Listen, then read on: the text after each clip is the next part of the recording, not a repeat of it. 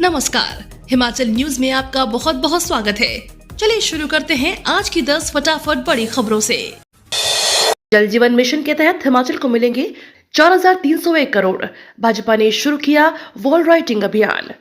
भाजपा प्रदेश प्रभारी अविनाश राय खन्ना ने कहा कि पूरे प्रदेश में भारतीय जनता पार्टी द्वारा वॉल राइटिंग का एक विशेष अभियान चल रहा है, जिसको युवा मोर्चा पूर्ण रूप से अग्रिम भूमिका में रहते हुए धरातल तक उतरने का प्रयास कर रहा है। उन्होंने कहा कि देश भर में प्रधानमंत्री नरेंद्र मोदी के नेतृत्व में देश आगे बढ़ रहा है और एक बार फिर हम सब मिलकर देश के प्रधानमंत्री के रूप में नरेंद्र मोदी को चयन करेंगे।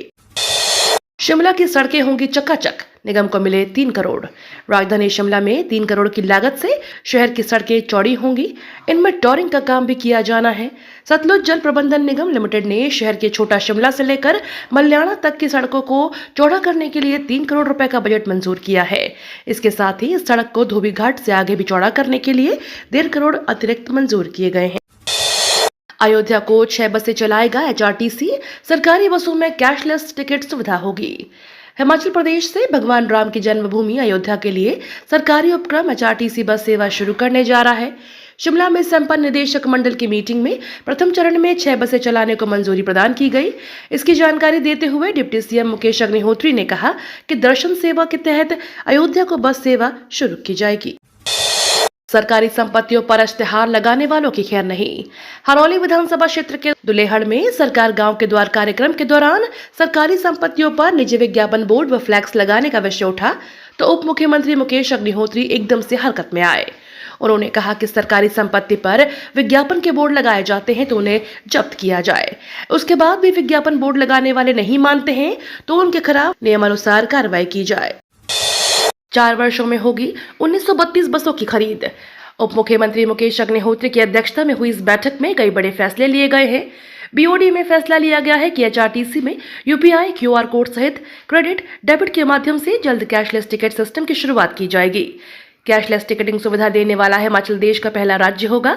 बीओडी बैठक में लंबित चालक भर्ती को जल्द बहाल करने का निर्णय लिया गया है। हिमाचल बिजली बोर्ड कंपनियों को फरवरी में मिलेगी ओपीएस। सीएम सुक्खू ने दिया आश्वासन। मुख्यमंत्री ने सैद्धांतिक तौर पर ओपीएस लागू करने की मंजूरी दे दी है। उन्होंने अधिकारियों को भी पुरानी पेंशन लागू करने के निर्देश दिए।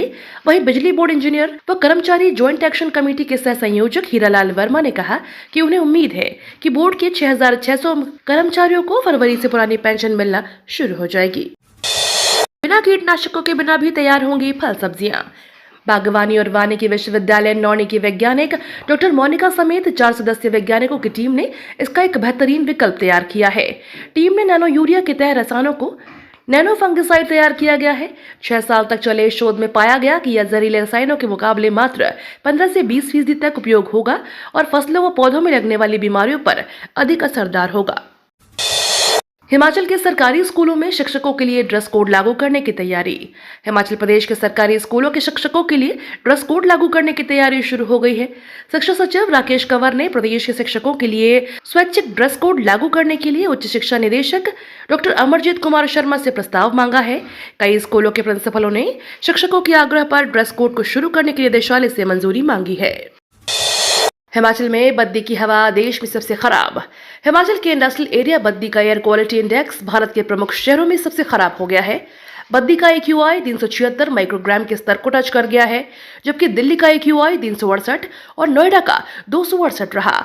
बद्दी में हवा दूषित होने के साथ स्थानीय लोगों के साथ साथ उद्योग कर्मी भी परेशान है।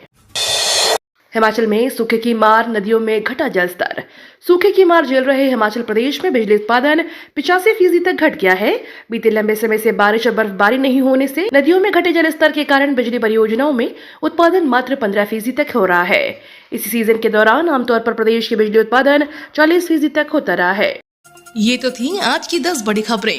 डेली खबरों से अपडेट रहने के लिए चैनल को सब्सक्राइब करना बिल्कुल ना भूले।